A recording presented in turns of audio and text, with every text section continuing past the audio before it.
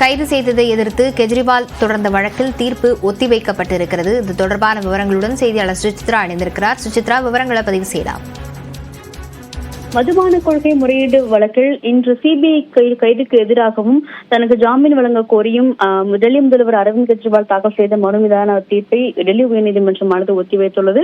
மிக முக்கியமாக அமலாக்கத்துறையினுடைய வழக்கின் மீது உச்சநீதிமன்றம் கடந்த வாரம் அவருக்கு ஜாமீன் வழங்கிய நிலையில் சிபிஐனுடைய வழக்கில் அவர் கைதாகியதன் காரணமாக ஜாமீனில் அதிகாரப்பூர்வமாக வெளியே வர முடியாத சூழலானது அவருக்கு ஏற்பட்டது. அதனைத் தொடர்ந்து அவருடைய ஏற்கனவே ஜாமீன் கோரிய மனுவும் சிபிஐனுடைய கைதுக்கு எதிரான மனுவை விரைவாக விசாரிக்க வேண்டும் என்ற கோரிக்கையை முன்வைத்து டெல்லி உயர்நீதிமன்றத்தினுடைய நீதிபதி நீனா கிருஷ்ணாவினுடைய முன்பாக அவர் கோரிக்கையானது வைக்கப்பட்டது. அதனை ஏற்று இன்று சிறப்பு அமர்வாக அந்த வழக்கானது விசாரணைக்கு வந்தது மிக முக்கியமாக பார்க்கப்படுகிறது.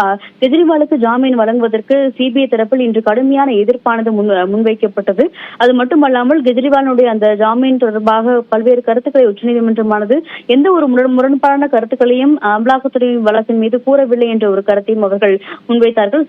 குறிப்பாக அரவிந்த் கெஜ்ரிவால் தரப்பில் ஆஜரான மூத்த வழக்கறிஞர் அபிஷேக் மனு சிங்வியானது இந்த மிக முக்கியமாக இந்த கைது என்பது சிபிஐ கைது என்பது இன்சூரன்ஸ் கைதாக பார்க்கப்படுகிறது. எனவே அவருக்கு உரிய ஜாமீனை வழங்க வேண்டும். உச்சநீதிமன்றம் அமலாக்கத்துறை வழக்கில் ஏற்கனவே ஜாமீன் வழங்கியிருக்கும் பொழுது இது எந்த விதத்தில் நியாயம் என்ற ஒரு கேள்வி அவர் எழுப்பினார். இதனையற்றி இரண்டு தரப்புகளையும் வாதங்களையும் கேட்ட நீதிபதி வழக்கினுடைய தீர்ப்பை தேதி குறிப்பிடாமல் தற்பொழுது ஒத்திவைத்துள்ளார்.